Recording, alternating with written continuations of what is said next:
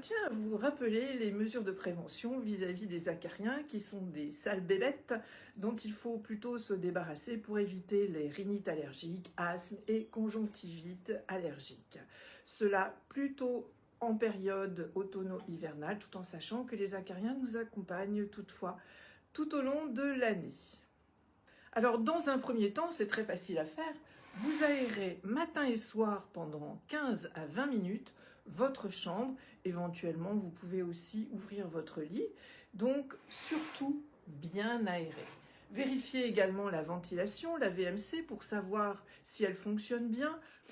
Pour les peluches, en sachant que les acariens sont détruits à partir de 60 degrés, on a du mal à laisser ces pauvres petites peluches se faire détruire à 60 degrés. Donc on les place au congélateur pendant 24 heures et ensuite on les lave à 30 degrés, ce qui va permettre d'éliminer les acariens, tout simplement parce que les acariens morts sont quand même allergisants. Il faut savoir que les allergènes d'acariens se trouvent essentiellement dans leur déjection, mais également dans ce que l'on appelle leur exosquelette.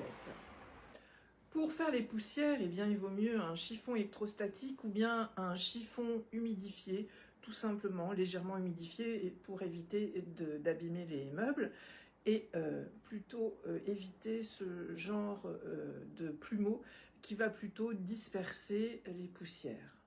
Toutes ces mesures ne sont pas suffisantes pour éliminer les acariens.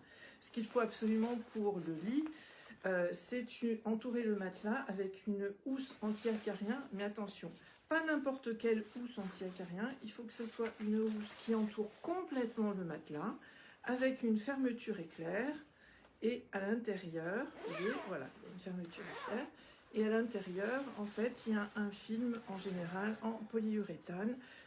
En ce qui concerne l'aspirateur, arme de destruction massive, il faut absolument que ce soit un aspirateur avec un filtre HEPA, haute efficacité pour les particules aériennes, avec un sac et non pas un aspirateur que l'on vide avec un risque de pulvérisation d'acariens dans vos voies respiratoires.